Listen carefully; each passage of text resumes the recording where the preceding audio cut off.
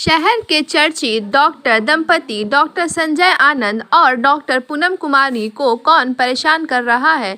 इन दिनों वे दंपति काफ़ी परेशान दिख रहे हैं। सासाराम शहर के फजलगंज स्थित आनंद हॉस्पिटल एंड रिसर्च सेंटर के निदेशक डॉक्टर संजय आनंद ने रोहतास जिलाधिकारी को जानकारी देते हुए कहा कि आपके शिक्षा विभाग का एक अधिकारी मेरे दुश्मनों के बहकावे में आकर मुझे तंग किया जा रहा है।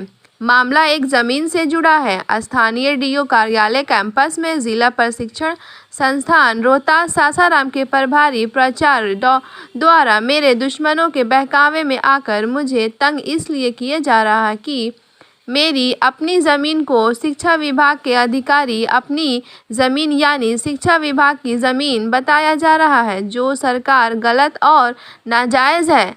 आइए सुनते हैं इस मामले में डॉक्टर संजय आनंद क्या कहते हैं। ब्यूरो रिपोर्ट, बिहार दर्शन। आज आपकी मुलाकात शहर के चर्चित डॉक्टर संजय आनंद और डॉक्टर पूनम कुमारी से मैं कराना चाह रहा हूं। इन दिनों ये काफ़ी टेंशन में है, परेशान हैं। मैं जानना चाहता हूं कि क्या कारण है कि ये दंपति काफ़ी परेशान हैं। डॉक्टर संजय आनंद। देखिए, मेरा एक ज़मीन है कंसेरवा मौजा में, फजलगंज में 42 डिसमिल ज़मीन है।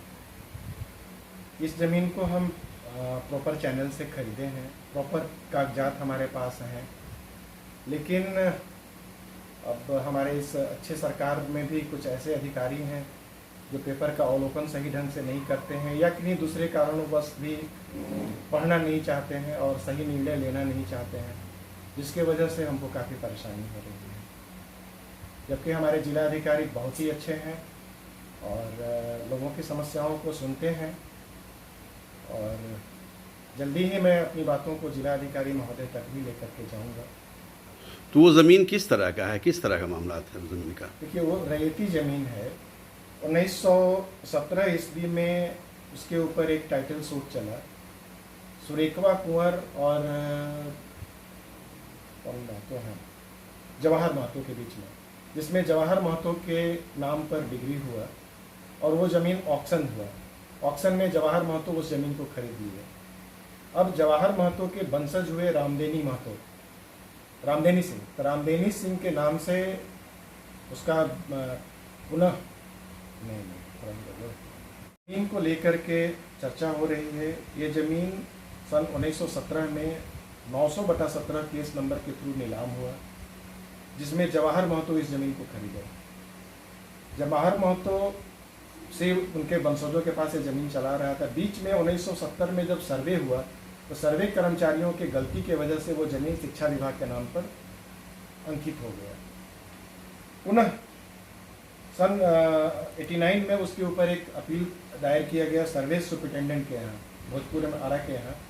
उसमें 31/7/1996 को एक निर्णय आया जिसमें कहा गया कि ज़मीन बिहार सरकार शिक्षा विभाग की न है, बल्कि ये रैयती ज़मीन है, और इसके उपरांत रामदेनी महतो के नाम से ज़मीन का खाता खुला और रामदेनी महतो के ही सिंह के परिजनों के से ही हम उस ज़मीन को खरीदे हैं और प्रॉपर हमारा रजिस्टर 2 बना है, मेरा म्यूटेशन भी हुआ है।